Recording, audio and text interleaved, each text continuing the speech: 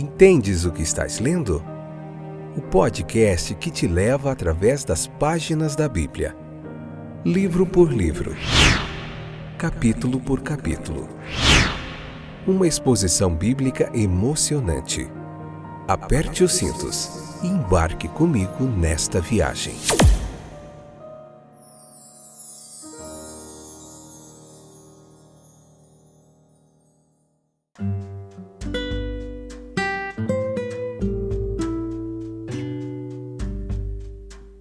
Olá, meus queridos companheiros de viagem através das páginas da Bíblia. Eu sou o Fábio e esse é mais um fantástico episódio do podcast Entendes o que estás lendo?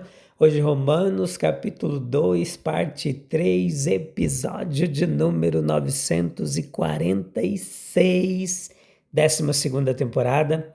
Estamos vendo o livro de Romanos capítulo por capítulo, uma pregação expositiva aqui para você, um estudo textual, uma interpretação histórico-gramatical, muita teologia bíblica gratuita, um toque no seu celular. Escute, compartilhe.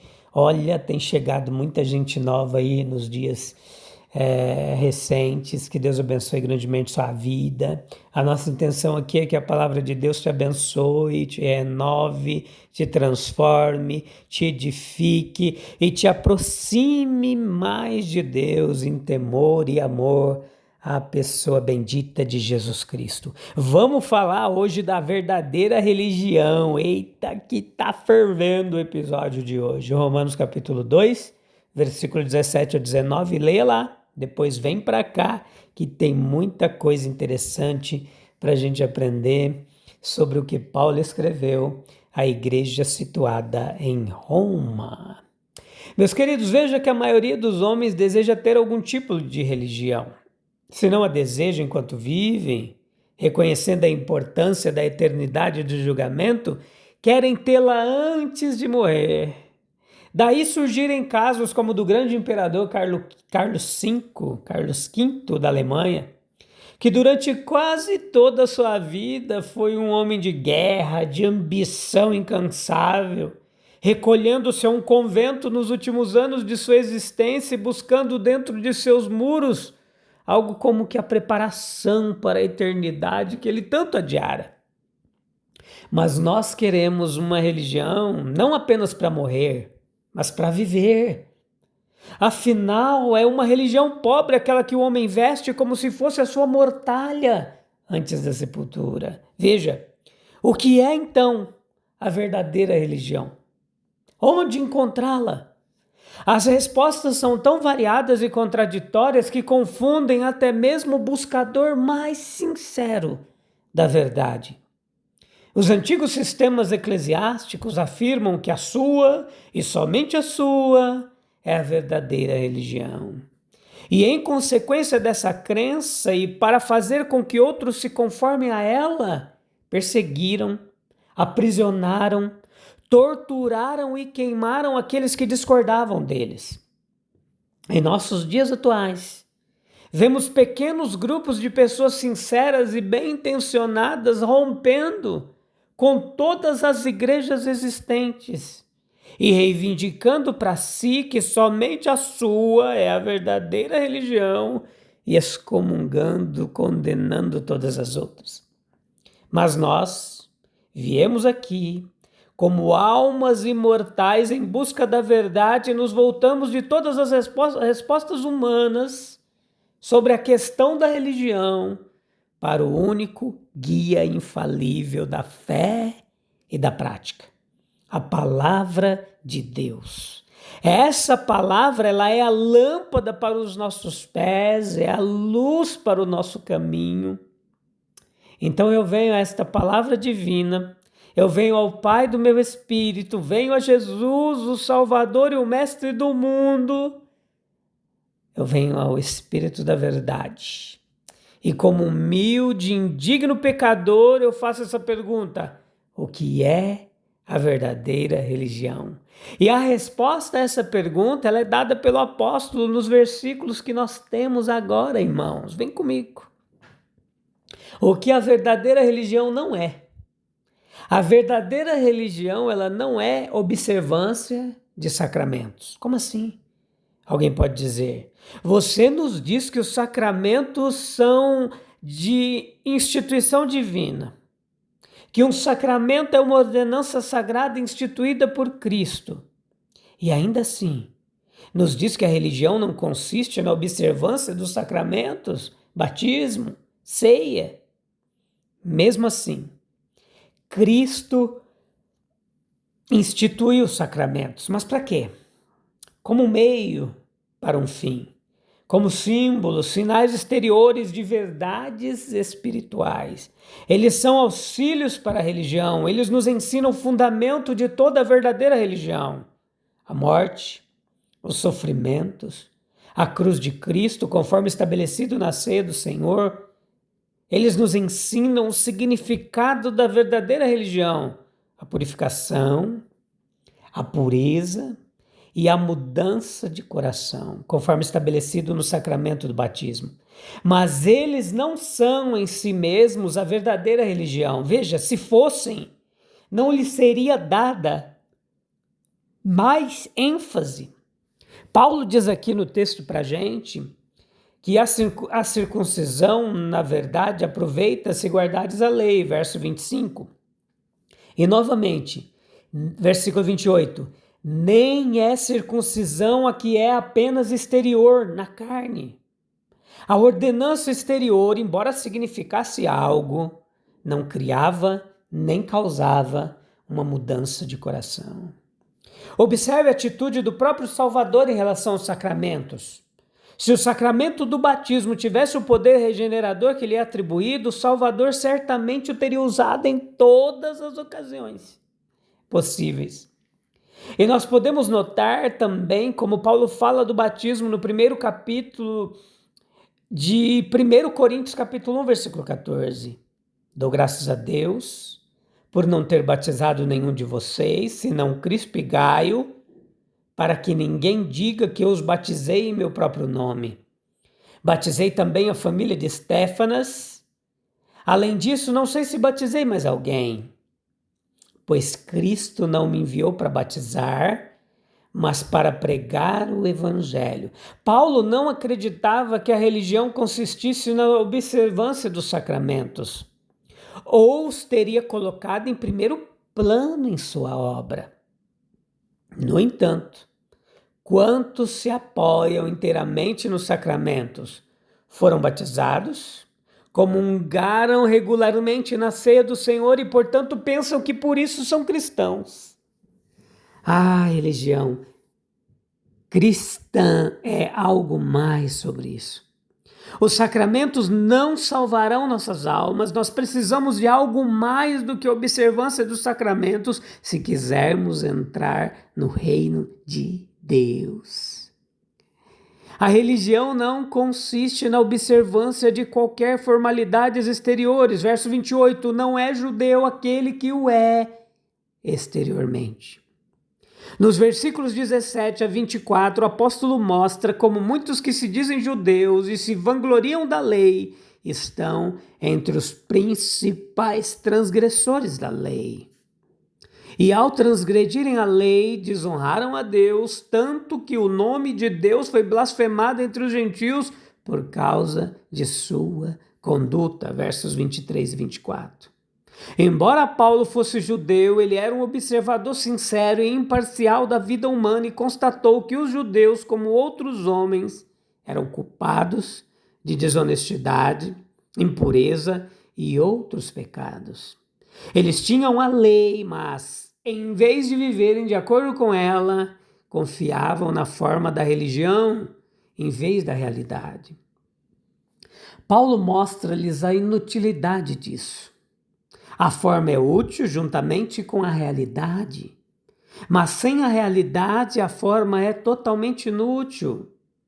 Pois a circuncisão, na verdade, aproveita, se guardares a lei, mas se fores transgressores da lei, a tua circuncisão torna-se incircuncisão, verso 25. É como se ele dissesse a um cristão professo, sua profissão de fé é correta e útil, se você demonstrar o Espírito e obedecer aos ensinamentos do cristianismo.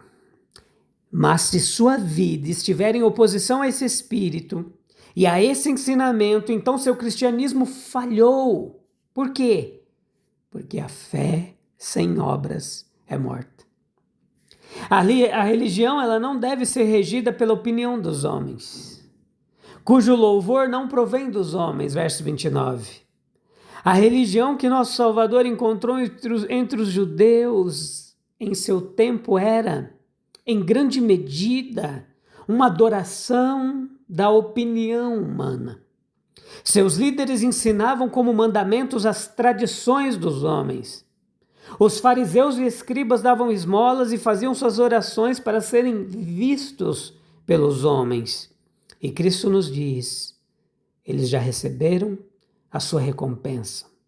Tal religião chega ao fim nessa vida. Ela não tem propósito e certamente terá resultados ruins na vida futura. Sempre foi prejudicial à verdadeira religião ser influenciada em demasia pela opinião dos homens. Assim foi na história da religião judaica. Quando os reis de Israel a corromperam por seu desejo de imitar as suas nações vizinhas. Assim foi na igreja primitiva cristã. Quanto mais a igreja se submetia ao controle do Estado, ao controle das autoridades humanas, mais mundana se tornava, mais se distanciava da simplicidade e da espiritualidade dos tempos apostólicos. Graças a Deus, pelos homens lúcidos e de coração cristão que em todas as épocas resistiram à intrusão da autoridade das opiniões humanas em matéria de religião. Tais homens foram vários na história da igreja, os valdenses na Itália, os reformadores na Alemanha, na Inglaterra, na França, na Espanha, os corajosos reformadores da Escócia. A história do cristianismo nos dá muitas dessas lições. É um grande princípio pelo qual vale a pena morrer e viver, que a religião não deve ser regulada, falo do cristianismo, pelas opiniões dos homens. A influência humana, a autoridade humana, a posição social humana tem pouca importância nesse assunto. Isso é verdade em relação à Igreja de Cristo e também em relação ao indivíduo. O que é a verdadeira religião? A religião é uma questão do coração e do espírito. É judeu aquele que o é apenas interiormente. A circuncisão é a do coração, no espírito, e não na letra, verso 29. A religião, portanto, é uma questão pessoal. A forma exterior é inútil sem a realidade interior. Queremos cristãos interiores, cristãos de coração, cristãos de espírito. Todos os outros cristãos são inúteis e pior do que inúteis. Estão enganando os outros e talvez a si mesmos. Queremos cristãos cuja vida cotidiana seja um cântico de louvor, que meditem na lei de Deus, na palavra de Deus dia e noite, que não andem na companhia dos malfeitores, que não se sentem na roda dos escarnecedores e comunguem com Deus em oração silenciosa, mas fervorosa. São cristãos assim que queremos, que carregam no coração e no rosto amor, gratidão a Deus e também amor ao próximo. Cristãos assim logo transformariam a igreja. Cristãos assim logo transformariam o mundo.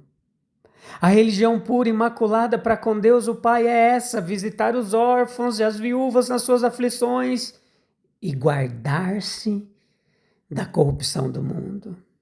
A religião deve ser regida pela palavra de Deus. Não existe religião verdadeira onde não há obediência à palavra de Deus. Tu, que te glorias na lei, transgrediste a Deus. Verso 23. Seja na doutrina, no culto ou na prática, a palavra de Deus deve ser o nosso guia e agradar a Deus deve ser o nosso objetivo. Aquele cujo louvor não provém dos homens, mas de Deus, verso 29. Somos muito influenciados, mesmo em questões de religião, pela opinião dos homens. Pelas opiniões dos homens. E embora nossa religião deva influenciar-nos na nossa relação com os nossos semelhantes, e embora devamos influenciá-los tanto quanto possível pelo poder da verdadeira religião, não devemos permitir que os homens ditem a nossa consciência, nem que regulem as nossas doutrinas ou o nosso culto. E isso é uma questão entre Deus e as nossas próprias almas. Se os homens nos elogiarão ou se nos criticarão, pouco importa. Se estivermos servindo a Deus conforme a sua palavra, a nossa própria consciência nos orienta. Em meio a toda confusão e conflito de opiniões humanas, voltemo-nos para a luz e a orientação daquele que é a luz do mundo. De que adianta possuir uma religião apenas nos lábios, enquanto o coração permanece distante de Deus? E que valor tem os símbolos externos se a alma nunca foi verdadeiramente transformada pela graça? Oh, Jesus, tenha misericórdia de nós. As palavras de Romanos são duras, né? Mas transformadoras. Que livro fantástico. Vamos orar? Aleluia. Tem um local secreto. Oh, louvado seja o nome de Jesus. Obrigado, Deus, pela tua palavra. Nos livra, Senhor, de um cristianismo vazio, sustentado apenas por aparência, tradição ou aprovação humana. Que o Senhor circunde o nosso coração. Forme em nós uma fé sincera e nos ensine a viver diante dos seus olhos e não diante dos aplausos dos homens. Que nossa religião seja viva, santa, cheia do amor de Cristo. Amém, amém e amém. No próximo episódio, nós veremos como Paulo continua demonstrando que todos, judeus e gentios, estão igualmente necessitados da graça de Deus, destruindo toda a confiança humana e apontando para a justiça que vem somente pela fé. Eu te encontro no próximo episódio, porque Deus vai falar muito ao seu coraçãozinho. Deus abençoe. Até breve. Tchau, tchau.